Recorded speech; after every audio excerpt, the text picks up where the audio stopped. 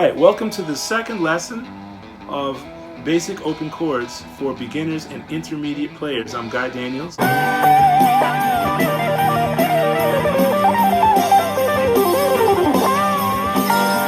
I want you to have your guitar tuned up because we're going to get ready to go. So, last lesson we talked about the caged system of chords, not just the majors, but the minors. So we learned 10 chords total. If you're not familiar with caged, please go and review that. It's the beginning of lesson 1. But if that's squared away, let's continue with the G group of open chords, starting with none other than open G. I call this Campfire G, just has a campfire vibe to it. Because of that open G string, let's spell these notes. G, B, D, G, B, and G. Now you might notice there's a lot of G's in this chord, right? We have G on the low E, G on the G, and G on the high E. How many D's do we have? Well, in this voicing we only have one. That leaves us with 2 B's. So for you scale degree geeks, and I'm one of them, that would be 3 roots, 2/3, and 1/5. Hey, that sounds like a cooking recipe, right? But that's what it is. That's the recipe for this G chord. All right, let's move on. The same exact chord, a different fingering, but with a big advantage. Let's look at it.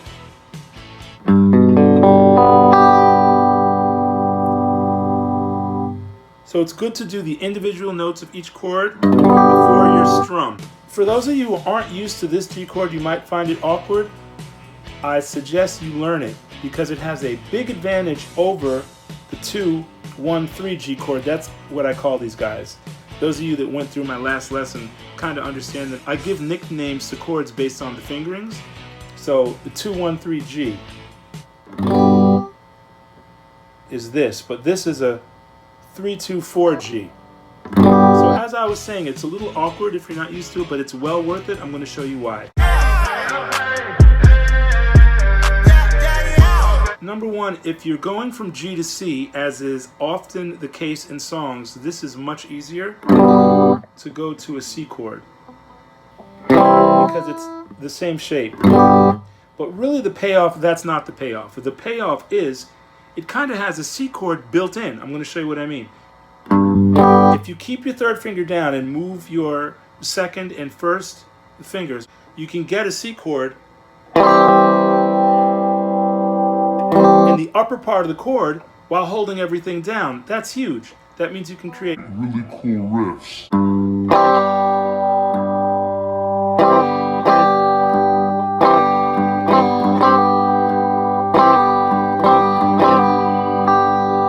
Okay, that is not possible with this shape. And that's one of the main things I'd like you to walk away from this lesson with, is a sense of the advantages that a simple shape change will make on the guitar. Did you hear that? I gotta say that again. And that's one of the main things I'd like you to walk away from this lesson with, is a sense of the advantages that a simple shape change will make on the guitar. Don't look at it as extra work. Look at it as what can that new shape do for me? Because that's really what it's all about. What will it enable you to do? Now the other advantage of the 3-2-4 G chord is you can get a simple suspended move just by adding your 1st finger on the B string. So say you got your G chord and you just want to go,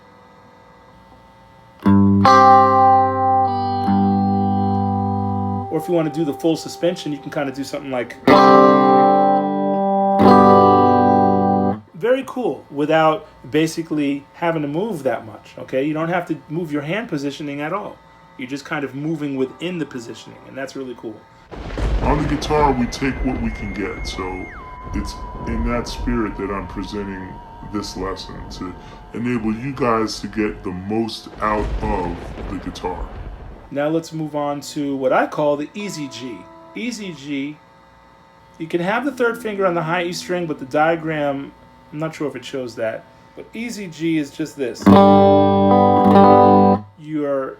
It's one finger. You have your 2nd finger on the low E, 3rd fret, you're muting the A, and you can strum all the way to the B. And if you want to have the third finger down on the 3rd fret high E. So that's the easiest G chord you'll ever find. And it's good for quick chord changes. That's the advantage of that. All right, let's move on to G minor. I call this the 90s G chord, popular with bands such as Oasis and Green Day. Learn it.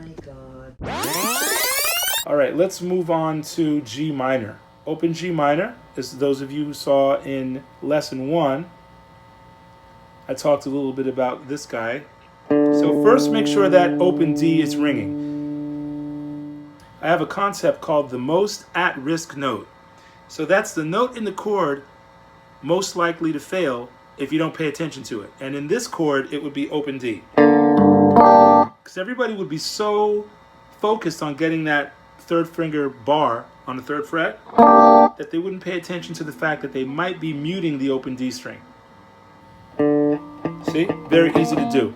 So let's just take care of that at the very beginning. Hit that, get the shape, and play the open D, and make sure it's there. Now we can strum away. For you finger pickers, don't be shy. I'm using a pick mainly for clarity, but you can get more out of these chords with fingerstyle because you can target certain notes. Don't feel obligated to use the pick. So that's G minor. Very cool thing about this chord is if you can reach over to that A, and you can get a nice G minor 9. This is for your intermediate players. Whoa, I didn't do that too great. There you go. And you can also play around with the bass. Just keep that D going.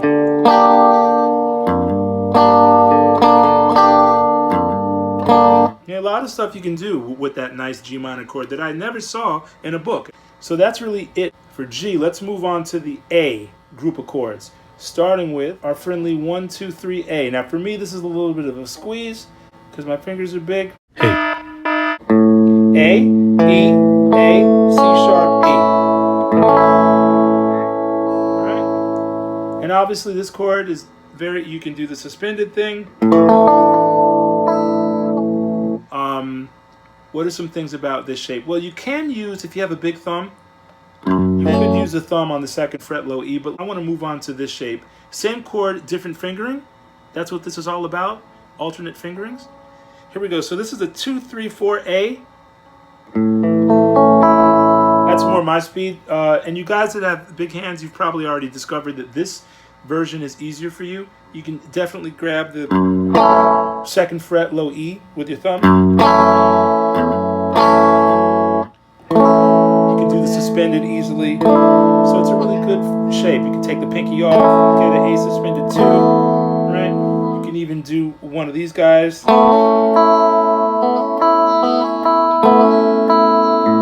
Now, there's another A. Let's do the bar A. Everybody knows this A, but I'm going to show you 2 ways to do it. So let's bar on the 2nd fret. The trick with this is you just can't do the high E unless you want a jazz chord like a Benny Goodman A6 chord, which is cool, nothing wrong with that. But in like a hard rock setting, you wouldn't want that chord. But I love that chord. It's a very friendly chord. Great for blues and everything, but not good for hard rock.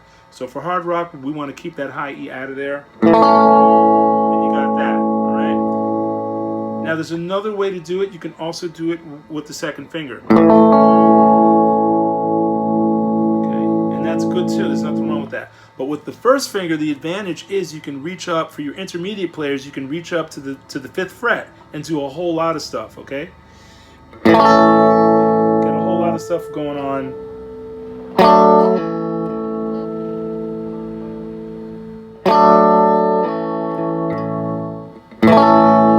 Okay? And your beginner players, that's something that you can aspire to do, to reach up to the 5th fret and get that full range A. That's a 2-octave A chord. Again, you got A to A is 1 octave. A on the 2nd fret G string up to A on the 5th fret high E is another octave. So you've turned what was a smaller range chord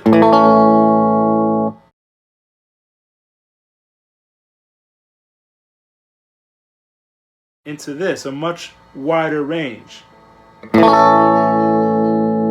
Compositionally, easily use both. Let's say you're in the beginning of your song and you want a more subdued A. You could use this one, and maybe as the verse builds up or you're getting into the chorus, you could use this A.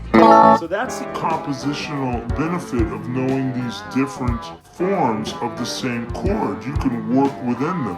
Nobody says you can't have a progression that has 2 or 3 types of the same chord in it. You totally can. Compositions do that all the time. Let's go to A minor.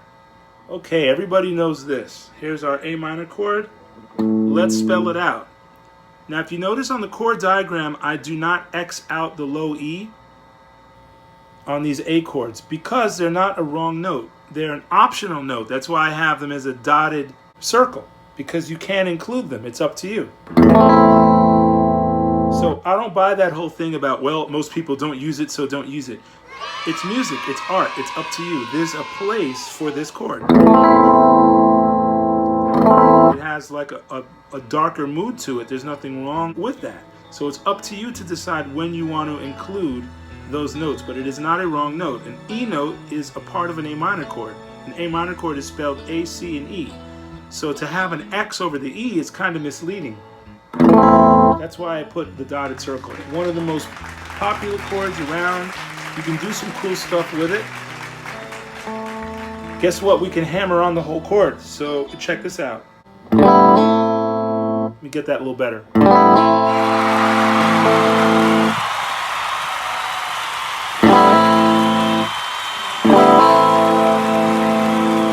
Pretty cool, right? That's a benefit of open chords that are in low fretboard positions. But hey, you can hammer on higher open chords too.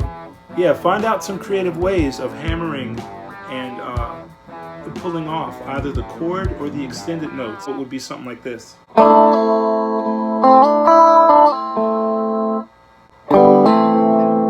Alright, so there's our A minor. There's another way to finger it. Here it is. Okay, so if you add your pinky to the 3rd fret of the A string, you get A minor over 3. Again, it's another coloring of A minor. It's a first inverted A minor chord. Now, we already went over this a little bit with the E minor chord. This is really the same thing, but it's just in A minor. So let's say you could do something like...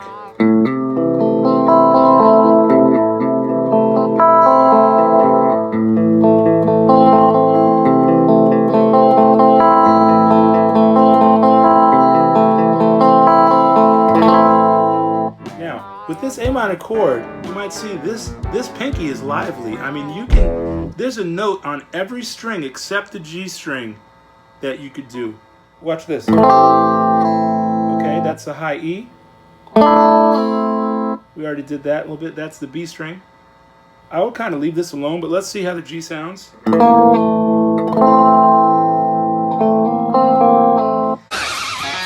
Let's go to the D string. That's really sweet. You got the F note on the D. And we already did the 3rd fret on the A string. I highly recommend that you guys, as you're learning these chords, get the most out of them by looking at the embellishments you can do with those free fingers. It's all about getting the most out of the instrument, and that's one way to really do it. You'd be surprised what you get just from spending time on one chord. It'll dawn on you, hey, I can do this, or I can do something that's very simple, like maybe this. All I'm doing is I'm hammering on the 2nd fret on the G string with my 3rd finger, but man, it makes that A minor chord sound so much better than just a simple strum. So chords are hard, so let's get the best out of them by exploring hammer-ons and extended notes and getting the best out of these guys. All right, so I think that's it for the A's.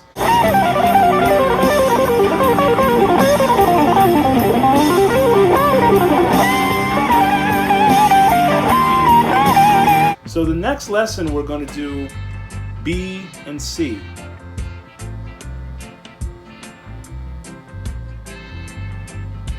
Let me see something here. E, F, G, A, B, C, D. Wow. Okay, so F was only 3. Oh man, I didn't think about that. C is only Next lesson, we're going to cover the B and C groups of basic open chords. Until then, see ya.